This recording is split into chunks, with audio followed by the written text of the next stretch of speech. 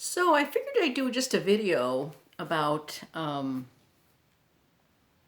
of a summary of the last, let's see, 9 months.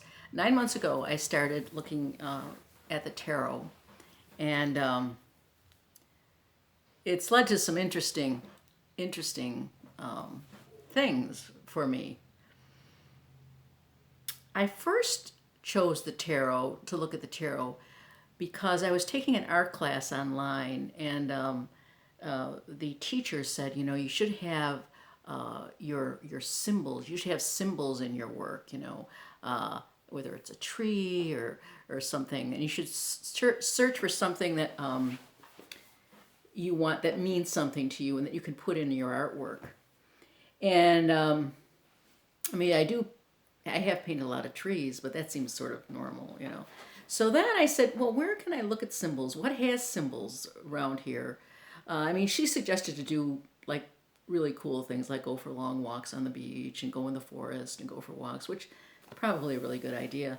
But I wanted something, I wanted to get immersed in symbols and symbology. So I bought a couple of tarot decks. I figured, well, there's got to be a lot of stuff in there. I mean, I didn't know anything about tarot, or as they say, tarot.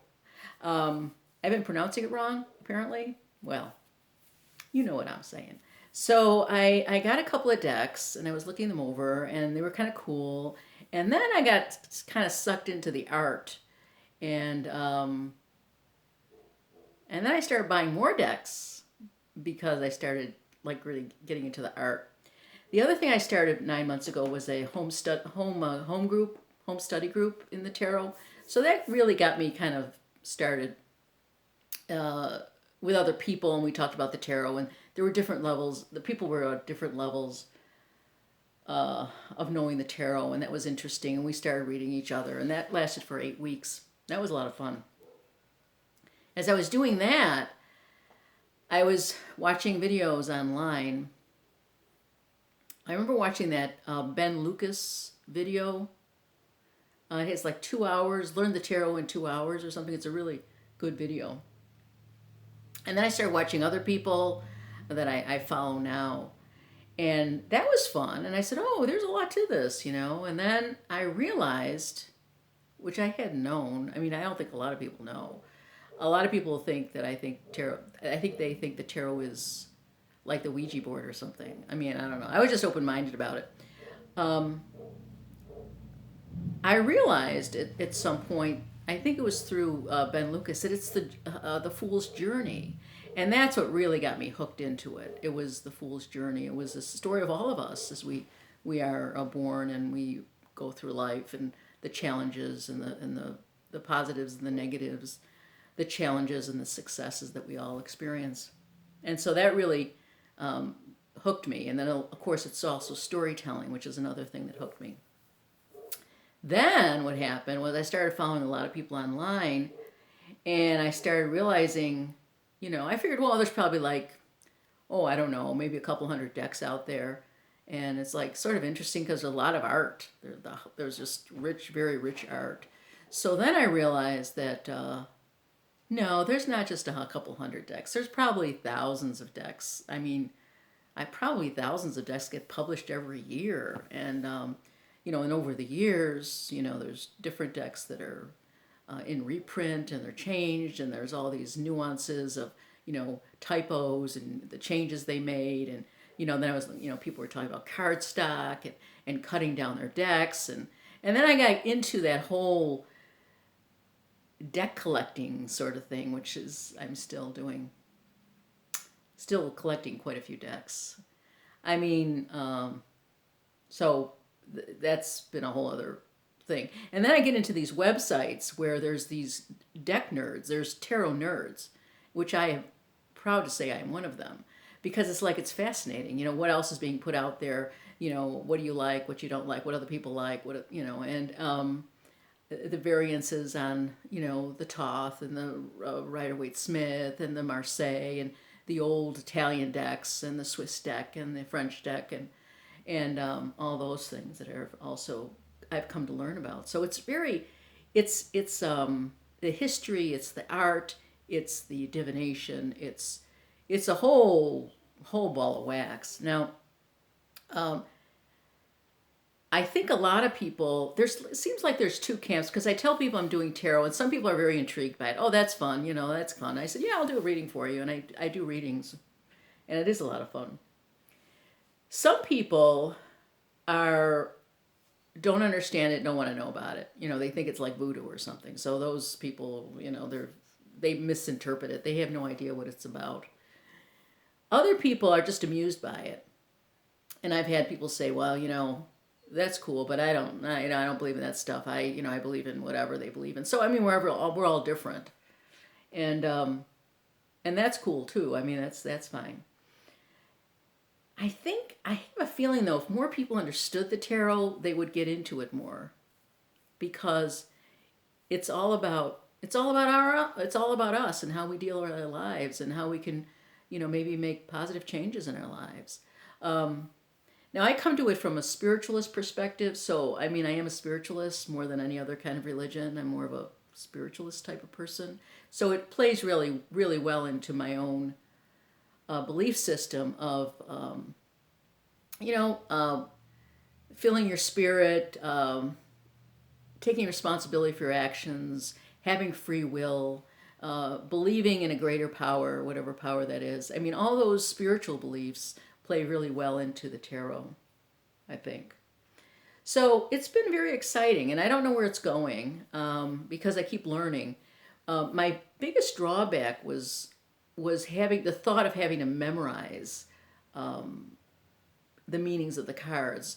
And of course, the more you get into it, the more you realize that people that are reading and people that spend a lot of time with tarot, I mean, they sort of know the basics, but it is really kind of individual. I mean, it's how you interpret the cards. And everyone develops their own relationship with the cards. And the interpretation changes from person to person to some extent. And so the memorization is not, especially if you do numerology, it's not that, there's really not much memorization, which is very freeing. So if any of you out there and worried about the memorization, because like my memory is totally shot, it was never good. And I mean, I went to Catholic school when I was a little girl, and we had to memorize the catechism. And I just dreaded it. I would spend hours the night before trying to remember who made us, God made us, and I would struggle. So the more you get into it, the more you realize that it's not memorization. It's more of a feeling or something. It's more of a sensibility than anything else. It's being open to it, and it's being intrigued by it. And I think that's all you really have to do. You have to be open to it and intrigued by it. And then I think that will carry you through in learning more about the tarot, or tarot, as they say. This also may lead you into a lot of other areas. I mean, as far as cards are concerned, there's all kinds of other things you can do. You can go into oracle cards and other divination systems, and it's a lot, a lot out there. But right now I'm concentrating on the tarot, because there's so much to learn, and it's a very individual thing. It's you put your own stamp on it, and you make it your own, and that's what's so nice about tarot.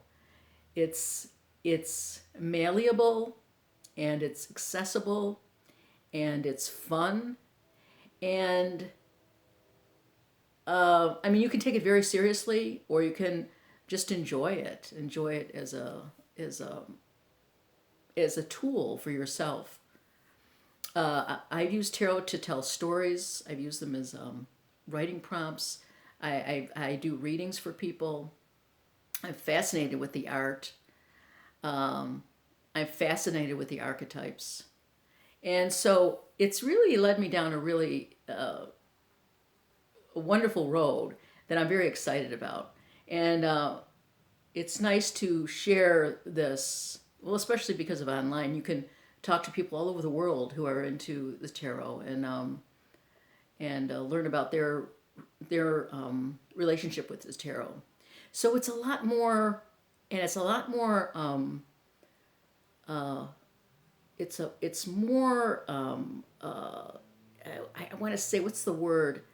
It can you really integrate yourself, or it can be integrated into your lives, and no matter what kind of lives you live, if you're a Buddhist or you're Catholic or you're non-believer, or you just love the art or you love history. I mean, so much of this can be just there's so many facets to the tarot that it's really worth looking into.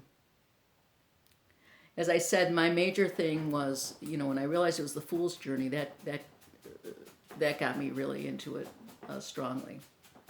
So just a summary of where I am now. I don't know where I'll be, but I do readings now, and I'm still studying it. I'm still enjoying the artwork, and I still do the videos for the tarot. I mean, I'm a newbie, but I still, I have no shame, so I just keep putting things out there and saying what I'm learning and how I'm growing with it.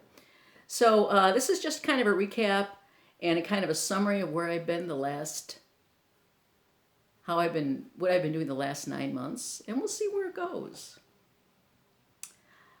Thanks for watching. Oh, you see my new little got a spirit doll up there. It's my newest art, and this is the thing, it's affecting my art. It's so interesting. Everything's all kind of working together. So if we go up a little bit, you'll see my little